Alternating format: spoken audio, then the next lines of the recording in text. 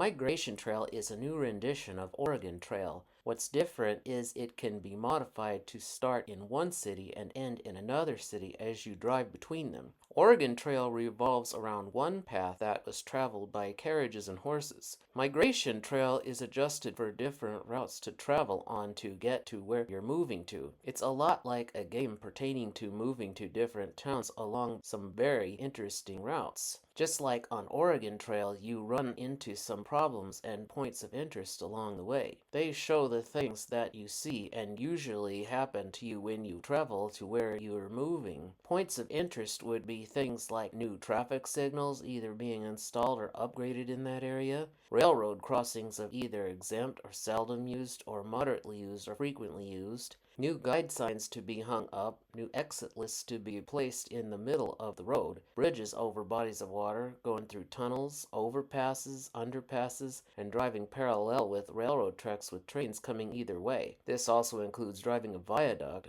beginning a divided highway, ending a divided highway, crossing bike trails, construction zones, and passing by some businesses too, such as parks and airports and stores. Even though you might not have seen those things along the real route as you traveled it, the game is supposed to give you perception on those points of interest. There are some things that will make you lose a turn also because of some safety reasons. First of all, anytime you have an argument with your main passenger next to you at the wheel as to where to go, it can be a serious problem. It's not just negatively assertive, it's also dangerous. The argument diverts you from paying attention to your driving and can easily cause you to get into a vehicular accident. There are some serious things that could be doing in that situation that might hurt the other passengers in your car too. One of them is accusing an innocent passenger for yelling in your ear. One of them is suddenly springing into action with badly handling another passenger who's not involved without meaning it. One of them is snapping back at a passenger who requests you to stop saying demeaning things. One of them is fighting over the music playing versus responsibility management or visiting. One of them is carrying an abusive passenger, whether threatening or teasing or rejectively bullying. One of them is having trouble with communicating with your passenger when talking about some social skills where somebody will have to be enforced to listen to you too. And one of them, that's the most important of all, badly handling your children's behavior when you travel with them. Such behavior is very dangerous and is grounds for losing a turn in the game.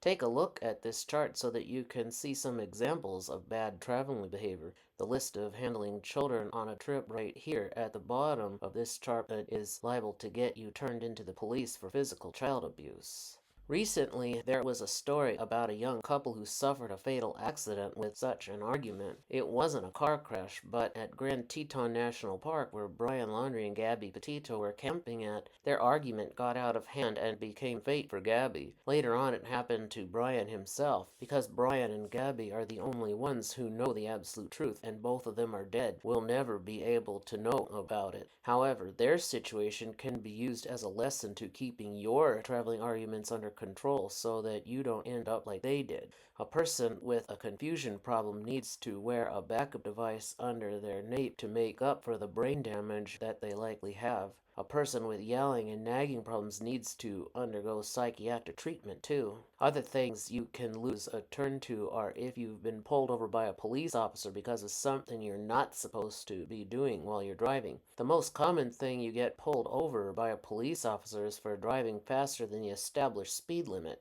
Even if you weren't speeding, it's still a violation to drive faster than the established speed limit. Other reasons revolve around lights on your vehicle that aren't working properly or damage to your license plate or obscene pictures being displayed or inappropriate bumper stickers or unsecured loads or dangling tricks or investigation for smoking, alcohol, or drugs. One thing that police pull drivers over for is improper seating in their car or truck. Every passenger must be wearing a seatbelt along with the driver of the vehicle, and you can only place them in seats where the seatbelts are. Any passenger in your car found to not be wearing a seatbelt will be written up. Two people sharing a seatbelt is also wrong because in the event of a vehicular accident, the belt will break with both passengers' strength and cause injury to both of them. No matter the age or the size of the passenger or how far you're traveling, seating more passengers in the front seat of your truck is a passenger violation and is punishable with a ticket and a fine to pay. You can also lose a turn if your vehicle breaks down along the route because of how long it usually takes to get it fixed.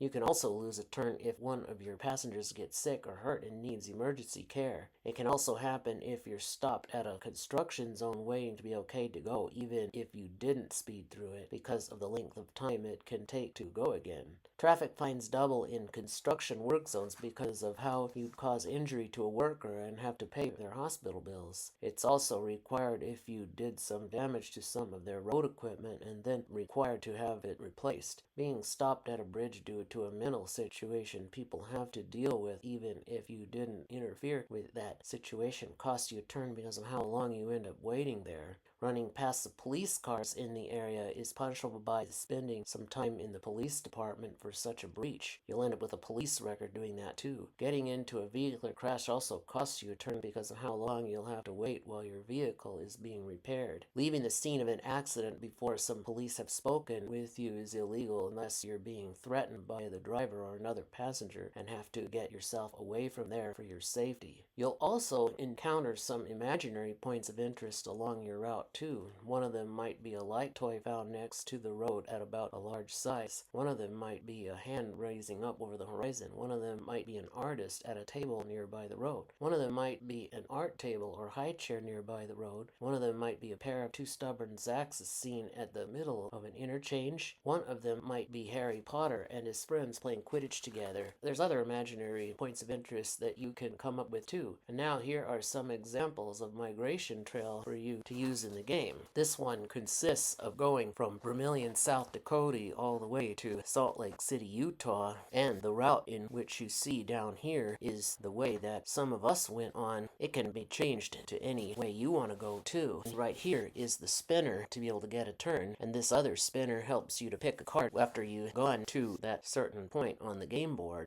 Be careful which one you pick up, because red means traveling behavior that's bad, blue means good points of interest that are real, and yellow means make-believe points of interest. And so, now you've got a game that you can play. Have fun with it.